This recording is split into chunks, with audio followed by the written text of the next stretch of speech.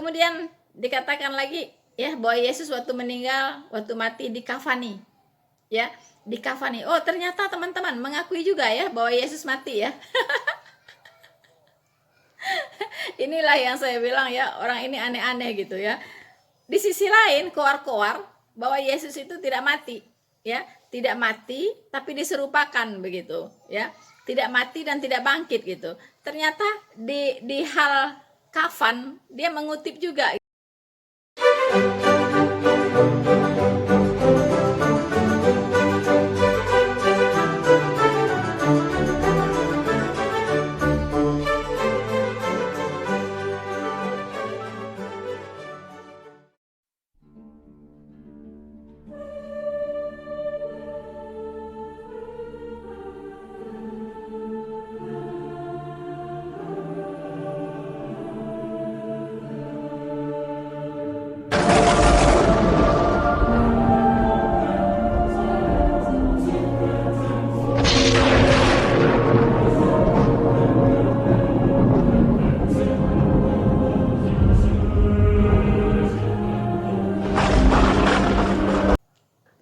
Halo saudara-saudaraku yang terkasih di dalam Tuhan, bertemu kembali dengan saya Rina Solihin dalam channel Rina Menjawab. Teman-teman, bagaimana kabar Anda semuanya? Tentunya baik ya. Ya, kita selalu berdoa, selalu dianugerahi kesehatan, dan selalu dianugerahi sukacita dan damai sejahtera. Inilah yang merupakan ciri khas kita sebagai orang-orang percaya, yaitu kita tidak boleh kehilangan sukacita, tidak boleh kehilangan damai sejahtera, dan tidak boleh kehilangan pengharapan. So, teman-teman, kali ini saya dikirimi sebuah video di mana saya diminta untuk mengomentari video tersebut. Tapi saya tidak begitu kenal dengan pembicara ini, teman-teman. Kalau tidak salah namanya Muzir, saya tidak tahu Muzir apa, saya tidak tahu ya. Tapi baiklah, kita akan tampilkan dulu apa yang diperkatakan tentang kekristenan oleh Pak Muzir ini. Dan tentunya sebelum kita lanjut, jangan lupa teman-teman untuk terus mendukung channel Noverina Solihin ya. Kenapa? Karena tanpa dukungan teman-teman semua, pemberitaan Injil ini tidak akan meluas, teman-teman. Ya, kita tahu bahwa Tuhan sudah meninggalkan amanat agungnya supaya Injil didengar oleh semua orang. Untuk itu, jika Anda terpanggil atau Anda rindu untuk dipakai Tuhan, untuk menjadi perpanjangan tangan Tuhan dalam menyebarkan berita Injil, jangan lupa untuk Anda dukung terus channel Noverina Solihin dengan cara like, subscribe, dan tentunya Anda share video ini. Semoga banyak orang mendengar kebenaran, mengenal kebenaran, mendengar Injil, dan diselamatkan. Dan Anda tidak boleh meragukan upahmu besar di sorga. Assalamualaikum warahmatullahi wabarakatuh. Buat kawan kita yang Nasrani, salamun ala manittaba'al huda. Bapak tahu artinya ini? Keselamatan dilimpahkan kepada Bapak jika menerima Al-Quran sebagai buku petunjuk. Haleluya, betul? Pertanyaannya sederhana. Saya cukup 5 menit, karena dengan saya banyak dialog, yang pastor pendeta 2 jam cukup masuk Islam. Kalau enggak ya silakan. Karena Islam la ikraha fid din, tidak ada paksaan dalam Islam. Masuk silakan, keluar juga silakan. Karena ada sorga dan neraka, betul ya Pak? Benarkah Yesus sebagai Tuhan? Tidak. Di mana dalilnya? Yohanes 17:3. 1 Yohanes 17:3. Apa yang disampaikan Bapak tadi benar adanya, tapi dibatalkan dengan ayat ini. Inilah hidup yang kekal, mengenal satu-satunya Allah yang esa dan mengenal Yesus Kristus adalah yang telah engkau utus. Berarti Jesus not God. Kenapa not God? Dia sebagai utusan. Orang idiot pun tahu yang nama utusan pasti ada yang mengutus. Sama dengan Rasulullah. Dia utusan Allah. Mana membuktikan? Matius pasal 4 ayat 2. Lukas pasal 2 ayat 21. Matius pasal 27 ayat 59. Matius pasal 15 ayat 24. Al-Quran surat 5 Al-Maidah ayat 75. Kemudian surat 61 ayat 6. Surat 5, 72 plus 73. Karena dialog harus berdasarkan kitab suci. Bukan sentimen tapi argumen. Enggak ada suara ya. Dialog harus pakai kitab suci. Bukan anarkis tapi dialogis. 1. Yohanes 17:3 jelas, inilah hidup yang kekal, mengenal satu-satunya Allah yang Esa dan mengenal Yesus Kristus yang sudah engkau utus. Berarti Yesus utusan. Not God. Sama dengan Muhammad dan Rasulullah. Rasul bahasa Arabnya artinya utusan, Pak. So, teman-teman, setelah kita mendengarkan pernyataan-pernyataan yang apa namanya? Yang sangat bersemangat ya dari Pak Muzir ini, teman-teman, kita melihat bagaimana dia dengan gayanya ya yang sedikit sombong ya, sedikit belagu begitu ya teman ya, sok-sok pinter, sok-sok kepinteran begitu kan, dan merasa dia orang yang sudah paling pinter lah di dalam memahami Alkitab ya, gayanya haleluya ya, itu ngenyek teman-teman ya, itu apa, ngenyek orang bilang itu ya apa ya, mencemooh lah gitu ya, melecehkan begitu. Dia tidak tahu apa artinya haleluya. Ya, dia tidak tahu apa artinya haleluya begitu. Ya, semoga dia tidak dicentil oleh Tuhan ya. So, teman-teman, judul dari video ini yaitu Yesus bukan Tuhan katanya. Yesus bukan Tuhan. Ya, kemudian yang punya channel ini menambahi, katanya video ini paling ditakuti oleh seluruh pendeta. Wow, ya, ini ada dua pembicara sebenarnya di dalam video ini, yaitu Pak Muzir ini dengan Pak almarhum Moko Ginta. Ya, jadi saya juga akan membagi dua bagian untuk menanggapi video tersebut, teman-teman. Tapi sekarang saya akan fokus dulu dengan pernyataan-pernyataan dari Pak Muzir ini. Sebelum saya menanggapi lebih jauh, satu hal yang saya harus tekankan dulu, bahwa orang ini sudah gagal paham, teman-teman, dimana dia startnya sudah salah begitu. Dia dengan tidak langsung menyatakan bahwa Yesus Kristus itu sama dengan Isa yang ada di Al-Qur'annya. Nah, ini startnya sudah salah besar ya, sudah salah besar. Kalau startnya saja sudah nggak benar, ke ujung-ujungnya nggak bakal ada yang benar, teman-teman ya. Nah, tadi dari apa yang bagaimana cara dia mengungkapkan ya, itu kelihatan sekali bahwa dia menyamakan antara Isa dengan Yesus ya. Dia mengutip ayat-ayat dari Alkitab ya yang mengatakan bahwa Yesus Kristus itu bukan Tuhan begitu. Kemudian dia juga mengutip dari Al-Qur'an seperti Al-Maidah 5 ayat 75. Jadi dia mencampur adukkan ya, mencampur adukkan begitu. Padahal ini jelas-jelas ada garis merahnya. Ada batas yang jelas antara Alkitab dengan Al-Qur'an. Seharusnya sebelum kita membahas isinya, harus dipastikan dulu. Ya, harus dicari tahu dulu yang firman Tuhan itu yang mana, Alkitab atau Al-Qur'an. Nggak bisa digabung-gabung begitu. Ya, karena Allah itu Esa. Allah yang Esa tidak mungkin berfirman yang berbeda-beda begitu. Ya, dan tidak mungkin memberikan pengajaran yang berbeda-beda. Ya, dan tidak mungkin dia menetapkan standar moral yang berbeda, tidak mungkin. Ya, dan tidak mungkin dia menyiapkan jalan keselamatan yang berbeda pula begitu. Tidak mungkin, teman-teman, ya. Jadi harus dicari tahu dulu sebenarnya oleh Pak Muzir ini, mana sih kitab firman Tuhan.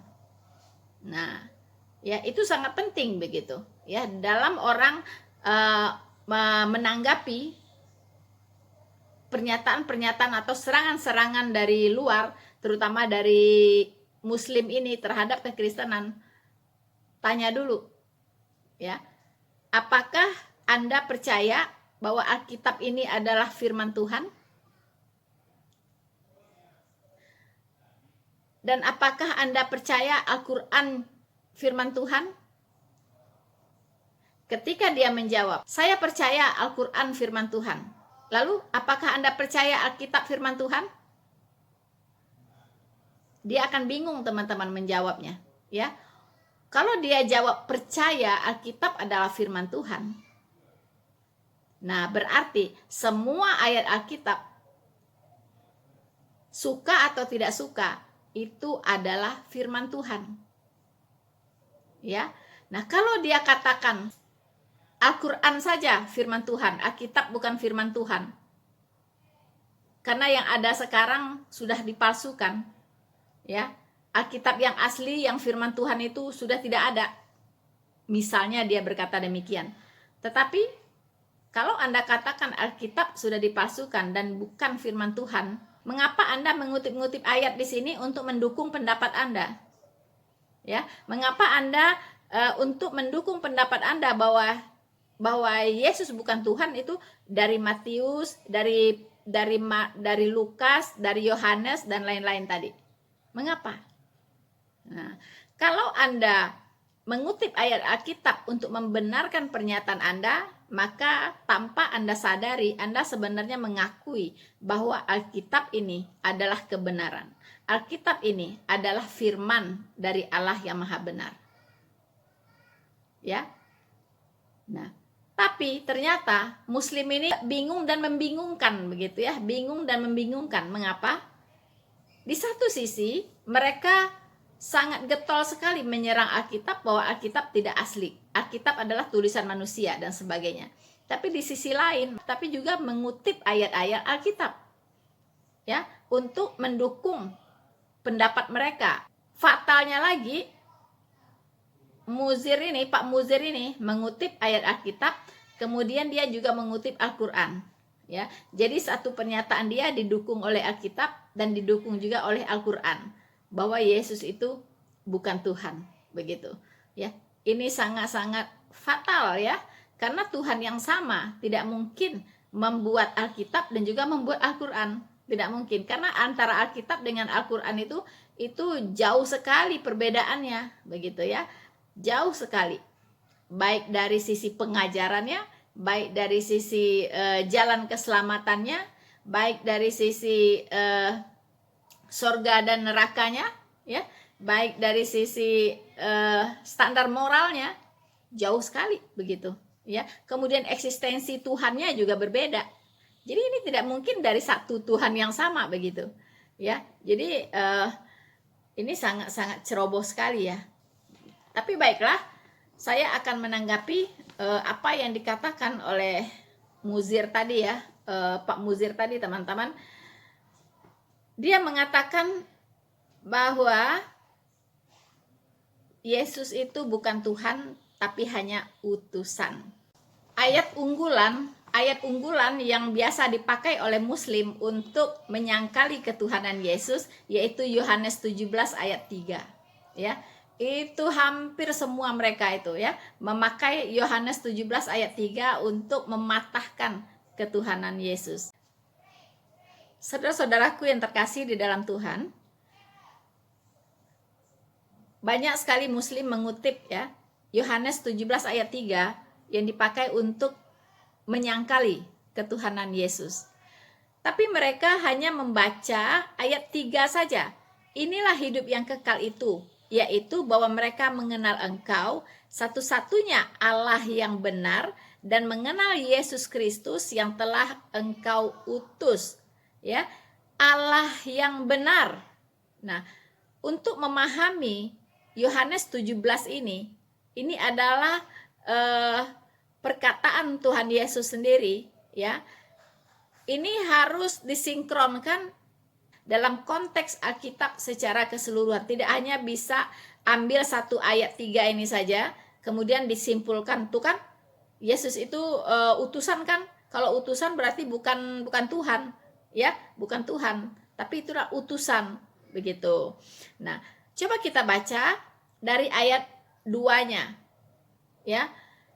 Dari ayat 2-nya kemudian kita baca 2 ayat setelahnya. Ya, setelahnya. Nah, nanti akan tahu itu bermuaranya kemana ini pemahaman kata utusan ini, begitu. Ya. Nah, saya akan bacakan ayat 2-nya. Sama seperti Engkau telah memberikan kepadanya kuasa atas yang hidup, atas segala yang hidup. Nah, engkau ini Bapa di sini, dan nya ini adalah Yesus Kristus, ya. Sama seperti engkau telah memberikan kepadanya kuasa atas segala yang hidup, ya. Tidak ada utusan maupun nabi maupun rasul yang diberikan kuasa atas segala yang hidup. Tidak ada. Belum pernah. Bahkan nabi besar seperti Musa pun itu tidak diberikan oleh Allah kuasa untuk segala yang hidup, ya. Jadi tidak diberikan kuasa atas segala yang hidup. Apa artinya? Artinya hidup dan matimu itu ada di tangan Tuhan Yesus. Itu namanya dia berkuasa atas segala yang hidup, ya. Bagaimana kamu jadinya? Bagaimana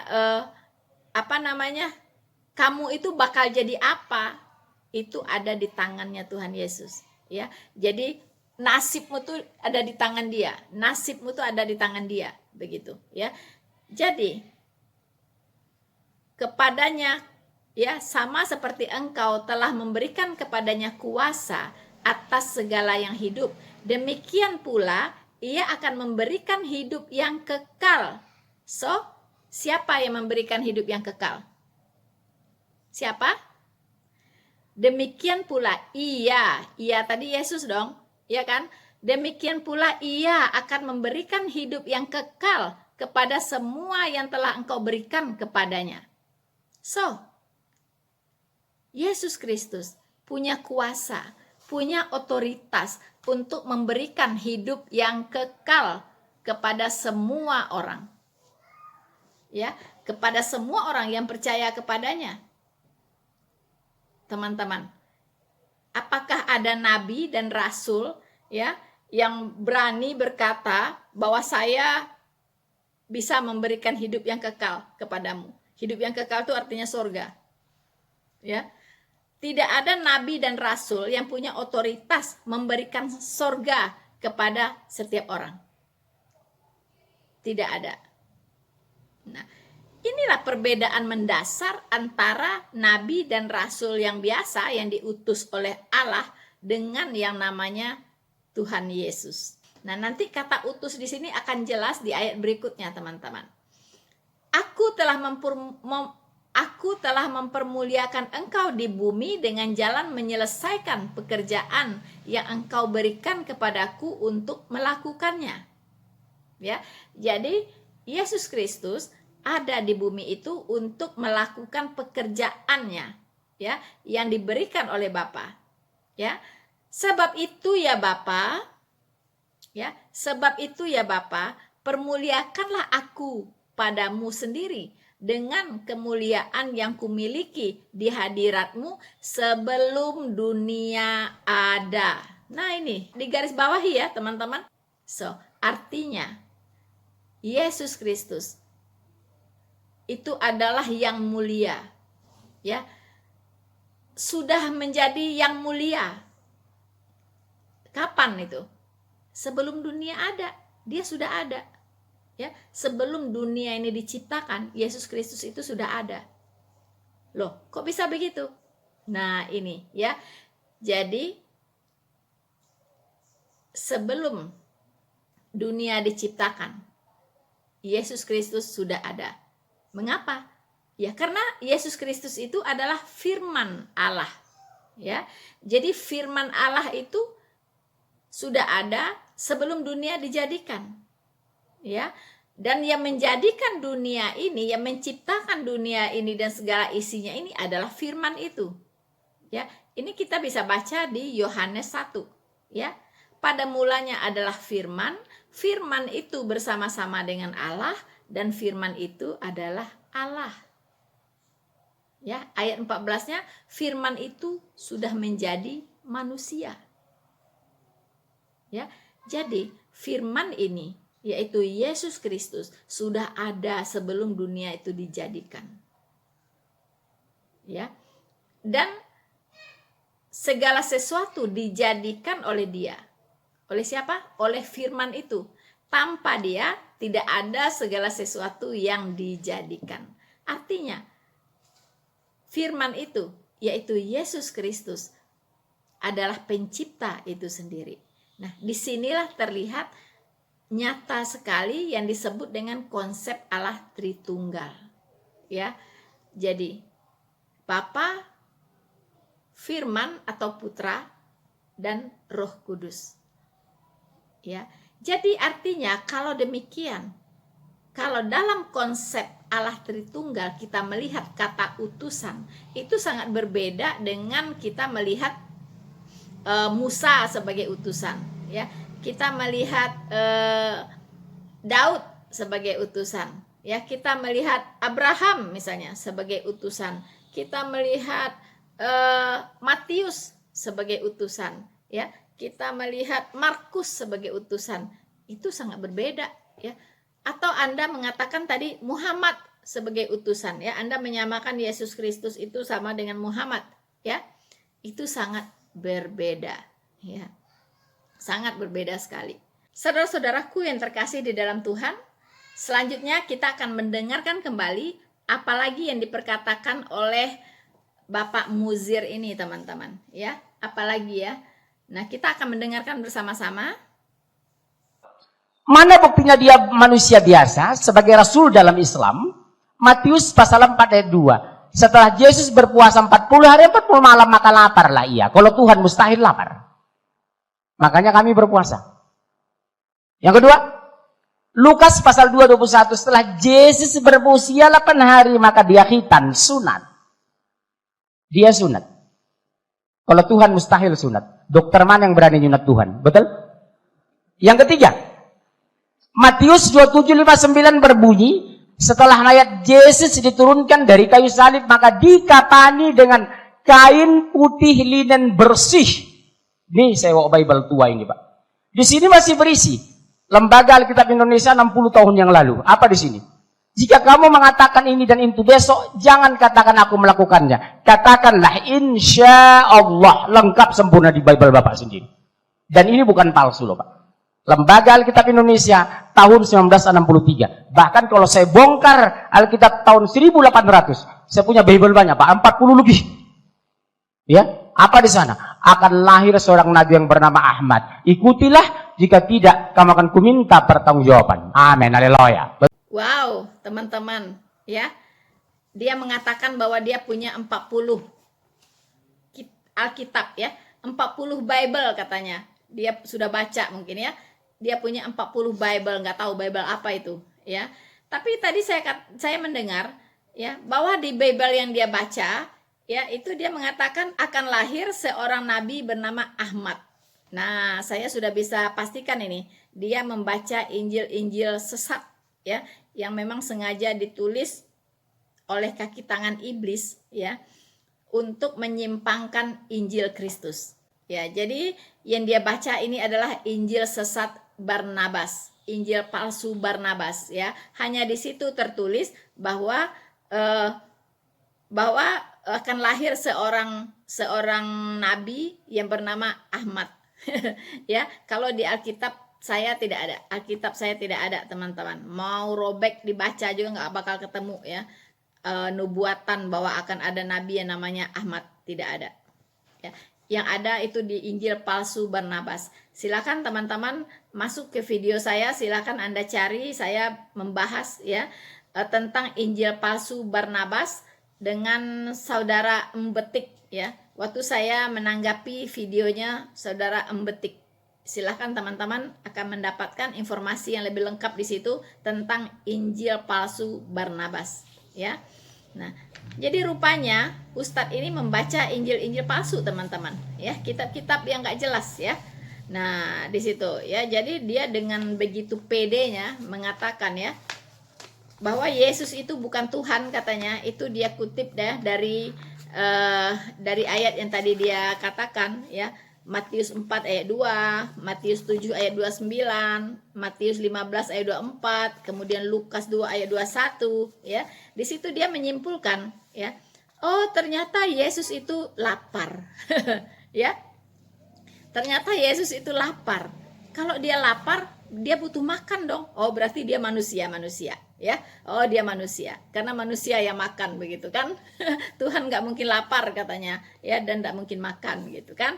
Kemudian dia bilang umur 8 hari Yesus disunat. Wow, Yesus disunat, ya betul, berarti dia memang manusia, ya. Masa Tuhan disunat, ya kan? Emang Tuhan punya burung gitu kan? Nah, kan banyak ngomong yang bicara begitu ya, emang Tuhan punya burung gitu, kok disunat gitu kan. Nah, sementara Yesus disunat begitu, itu buktinya bahwa dia bukan Tuhan, ya. Kemudian dikatakan lagi ya bahwa Yesus waktu meninggal, waktu mati dikafani, ya, dikafani. Oh, ternyata teman-teman mengakui juga ya bahwa Yesus mati, ya. Inilah yang saya bilang ya, orang ini aneh-aneh gitu ya. Di sisi lain koar-koar bahwa Yesus itu tidak mati, ya, tidak mati tapi diserupakan begitu, ya, tidak mati dan tidak bangkit gitu. Ternyata di hal kafan dia mengutip juga gitu ya. Oh, ternyata Yesus dikafani. Kalau dia dikafani berarti dia manusia, ya, manusia gitu.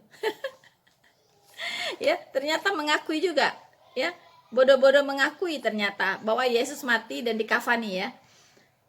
Kemudian Yesus berpuasa. Dengan demikian dia mengatakan bahwa Yesus itu adalah manusia, begitu teman-teman. Ya, Yesus itu manusia. Nah, jadi Islam itu benar katanya. Yang mengatakan bahwa Yesus itu cuma nabi. Nah, dia tertukar lagi teman-teman. Ya, Islam itu mengakui nabi itu adalah Isa. Ya, Quran itu hanya menulis tentang Isa. Quran tidak menulis sama sekali tentang Yesus Kristus. Tidak ada Yesus Kristus di dalam Al-Quran itu, ya. Kalau kita baca biografinya, apanya segala macam, ya, itu beda sekali dengan Tuhan Yesus yang ada di Alkitab, begitu, ya. Jadi mengapa pula kitab yang datang 700 tahun kemudian sok-sok tahu begitu kan? Sok lebih tahu dari kitab-kitab sebelumnya dan tidak segan-segan menyalah-nyalahi kitab yang sebelumnya begitu. Padahal saksi dari semua itu lebih dari cukup begitu. Ketika Tuhan Yesus disalibkan, itu yang menjadi saksi itu tentara Romawi, ya. Kemudian imam-imam Yahudi, kemudian seluruh mungkin penduduk, ya, seluruh penduduk yang ada di sana, ya, di sekitar tempat Tuhan Yesus disalibkan itu, ya. Kemudian murid-murid yang menjadi saksi, kemudian juga banyak lagi yang menyaksikan itu. Raja Herodes menyaksikan itu, dan itu semua tertulis di Alkitab, ya. Bahkan sudah dinubuatkan 700 tahun sebelum kejadian itu bahwa Kristus itu memang sudah mati disalibkan, ya. Jadi entah dari mana dapat ide, entah dari mana dapat bisikan gitu ya, membantah bahwa Kristus itu tidak mati disalibkan begitu. Tapi untungnya puji Tuhan, ya, dia tidak mencomot nama Yesus, ya. Dia membuat nama lain yaitu Isa. Ya, terserahlah, ya, kalau memang itu adalah Isa, ya terserah saja. Mau bikin versi apa saja silahkan. Tapi jangan sampai itu dikatakan adalah Yesus yang ada di Alkitab. Itu salah kaprah, ya. Tapi kalau Anda mau cerita tentang Isa, Anda mau bercerita tentang Isa, seperti apa Isa, dia bukan Tuhan, cuma nabi, dia tidak mati dan tidak dibangkitkan, ya kan? Ya silahkan saja begitu. Tidak ada juga yang mau protes, tidak ada yang mau protes gitu. Saya sendiri sih tidak mau protes gitu, karena saya tahu itu bukan Tuhan Yesus saya gitu. Suka-suka dialah, ya, suka-suka dia begitu. Tapi ketika ada orang yang mengatakan bahwa itu adalah menyamakan, ya, ada orang yang menyamakan Isanya dengan Tuhan Yesus saya. Oh, tunggu dulu, ya. Harus kita bahas. Begitu teman-teman, ya. Saudara-saudaraku yang terkasih di dalam Tuhan, selanjutnya kita akan mendengarkan kembali apalagi yang diperkatakan oleh Bapak Muzir ini, teman-teman, ya. Apalagi, ya. Nah, kita akan mendengarkan bersama-sama. Nah, Matius 24, 15-24. Aku hanya diutus kepada domba yang sesat dari umat Israel. Bukan untuk dunia aku diutus.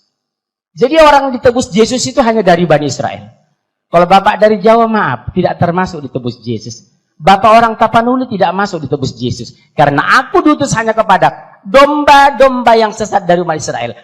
So, saudara-saudaraku yang terkasih di dalam Tuhan, tadi kita mendengarkan begitu berambisinya ya. Muzir ini, Pak Muzir ini ya, untuk apa? Menyangkali ya, menyangkali ketuhanan Yesus begitu ya.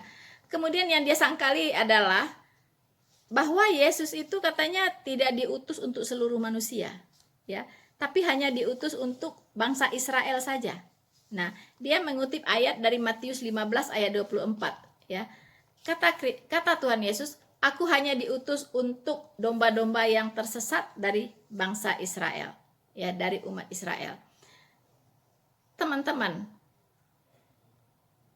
Pak Muzir ini tidak mengerti ya, bahwa Allah sudah merancang sebuah misi penyelamatan dari awal ya, bahwa dia ingin menyelamatkan seluruh umat manusia, bukan hanya orang Israel saja ya. Lalu mengapa ayat ini ada ya? Begini ceritanya teman-teman ya, semoga ya namanya Pak Muzir nih mendengar ya.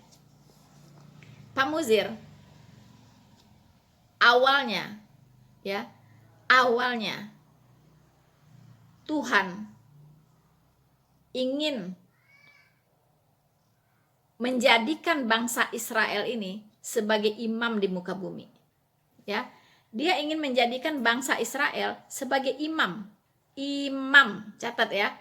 Artinya kalau imam itu dia harus diikuti oleh yang lain ya. Bagaimana sih kalau imam di masjid? Komandan ya. Kalau imam bilang ruku ya. Kalau imam lagi baca apa, yang ikut ngaminkan gitu ya. Imamnya sujud, ikut sujud ya. Artinya mengikuti imam. Nah, semua umat manusia yang ada di dunia ini tanpa kecuali, semua bangsa dari segala bahasa itu harus ya melihat kepada bangsa Israel kalau ingin diselamatkan. Ya, artinya bangsa Israel ini disiapkan oleh Allah dengan sedemikian rupa ya, untuk membawa berkat keselamatan bagi seluruh umat manusia ya. Jadi kalau orang ingin mengenal Allah yang benar, kenalilah Allahnya bangsa Israel ya. Kalau orang ingin menyembah Allah yang benar, sembahlah Allahnya bangsa Israel. Itu pada awalnya Pak Muzir ya. Makanya saat itu Tuhan Yesus berkata, aku hanya diutus untuk domba-domba yang tersesat dari bangsa Israel ya. Jadi kalau ada bangsa Israel ini yang melenceng ya, tidak menyembah Allah yang benar, nah ini ya, datang, inilah tugasnya Tuhan Yesus untuk apa? Untuk menyelamatkan orang ini begitu ya. Tapi persoalannya bangsa Israel menolak Tuhan Yesus ya. Itu harus diketahui ya. Bangsa Israel menolak Tuhan Yesus. Kalau dia menolak, artinya jabatannya sebagai imam gugur. Ya, gugur. Bagaimana lagi? Imamnya sudah ngacir ya. Imamnya nggak mau jadi imam. Begitu. Nah, sejak saat itulah Tuhan memilih satu orang ya, memilih satu orang rasul yang luar biasa, yaitu dari ini ya, dari kadrun ya.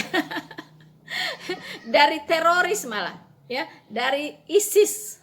Kalau istilah sekarang tuh dari ISIS ya, yaitu Saulus. Nah, dia diangkat menjadi rasul khusus untuk bangsa-bangsa non-Yahudi. Tuhan Yesus menampakkan diri kepadanya dalam bentuk cahaya yang memutari badannya Rasul Paulus sampai matanya itu mau buta karena cahaya itu ya. Nah, saat itulah Tuhan Yesus berbicara kepada Rasul Paulus secara langsung. Saulus dibuat bertobat oleh Tuhan Yesus, tobat nasuha ya. Tobat nasuha, benar-benar dia meninggalkan segala kejahatannya dan dia memutuskan untuk menjadi pelayan Kristus yang luar biasa. Bahkan dia menyerahkan nyawanya ya, dia mati dipenggal ya demi Injil Kristus. Nah, itulah tobat nasuha Ya, luar biasa. Dari teroris bisa berubah ya menjadi Rasul Kristus yang luar biasa, yang sudah mendirikan begitu banyak jemaat di zamannya, sehingga kita bisa mewarisi kekristenan sampai hari ini. Ya, itulah Rasul besar Paulus. Tapi iblis sangat jengkel dengan Rasul Paulus sebenarnya. Makanya sampai detik ini pun dia tidak berhenti membuli Paulus dan sebagainya. Supaya orang-orang non-Yahudi tidak percaya kepada Injil. Gara-gara Israel menolak Kristus, bukan berarti Kristen itu mati. No, ya. Karena Tuhan, rencana Tuhan tidak pernah gagal. Oke, teman-teman. Lalu Ustadz Muzir tadi mengatakan bahwa ternyata Yesus itu bersunat, ya. Kemudian dia puasa. Kemudian dia dikafani. Oh, berarti Yesus itu Muslim. Wow. Begitu cepat menyimpulkan ya. Hanya dengan begitu saja disimpulkan bahwa Yesus Muslim. Waduh, Pak Muzir, ya. Hello, Pak Muzir, ya. Anda tahu, Anda boleh cari di Alkitab, terutama di Perjanjian Baru, ya. Ajaran Tuhan Yesus tentang sunat, ajaran Tuhan Yesus tentang puasa, ajaran Tuhan Yesus kalau mati harus dikafani. Kalau ada, kasih tahu saya. Ya. Ada tidak Tuhan Yesus berkata, "Oi, Anda harus disunat." Ya. Barang siapa tidak disunat, tidak diselamatkan. Coba cari kalau ada. Ya. Kemudian juga puasa. Siapa yang tidak puasa, tidak diselamatkan. Ya. Dan juga tentang dikafani. Kalau ada orang mati harus dikafani. Coba carikan saya ayatnya, ajaran dari Tuhan Yesus tentang beberapa hal ini. Tidak ada. So, jadi jangan katakan lagi bahwa Yesus itu Muslim hanya karena ini. Ya. Muslim itu kapan datangnya sih? Apa sih artinya Muslim? Ya, Muslim itu artinya berserah ya. Semua juga berserah begitu. Orang Yahudi juga mengenal kata berserah. Orang Buddha, orang Hindu juga dia berserah kepada Tuhannya. Apakah semuanya Muslim? Ya. Nah, lo Islam kapan adanya? Islam itu baru ada di abad ke-7. Ya kan? Dibawa oleh Muhammad. Sebelumnya mana ada Islam? Nggak ada. Ya. Jadi jangan bilang, "Oh, Yesus maju ke depan selangkah." Ya. Kemudian dia bersujud, langsung dicap, "Oh, dia Islam." Gampang banget begitu. Ya. Rukun Islam juga nggak ada di Alkitab. Ya. Rukun Islam itu nggak ada. Kemudian mereka juga nggak ada tuh ngajarin sholat, ya. Nabi-nabi, rasul-rasul nggak ada tuh yang ngajarin sholat, nggak ada, begitu. Jadi rukun sholat juga nggak ada di Alkitab. Karena sholat itu juga baru ada waktu zamannya Muhammad, ya, yang dia jemput sendiri konon naik burung buruk tuh ke Sidratul Muntaha, ya kan? Dikasihlah oleh Allah Subhanahu wa taala 50 rakaat. Tawar-tawaran lah, nego ya, sampai akhirnya 5 rakaat. Untung 5 rakaat. Kalau misalnya 50 rakaat, ya umat muslim nggak bisa makan mungkin. Nggak bisa makan, nggak bisa tidur, nggak bisa ngapa-ngapain ya. Sudah jelas di Alkitab dikatakan bahwa Tuhan Yesus itu datang ya untuk menyelamatkan seluruh umat manusia. Makanya ada namanya amanat agung ya. Pergilah ke seluruh dunia, beritakanlah Injil kepada semua makhluk. Ya. Siapa yang percaya dan dibaptis diselamatkan, ya. Siapa yang tidak percaya akan dihukum. Jelas sekali, ya. Jelas sekali. Perintah amanat agung itu cukup banyak di Alkitab. itu untuk seluruh umat manusia. Tidak mungkin Tuhan yang maha kasih, Tuhan yang maha adil, tidak mungkin hanya ingin menyelamatkan bangsa Israel doang. Terus selain dari itu celaka ke neraka semua gitu. Begitu. Ya enggak lah, ya. Enggak begitu. Tuhan yang maha pengasih dan penyayang itu ingin seluruh umat manusia diselamatkan. Enggak mungkin cuman menyelamatkan bangsa Israel doang. Gimana itu ceritanya?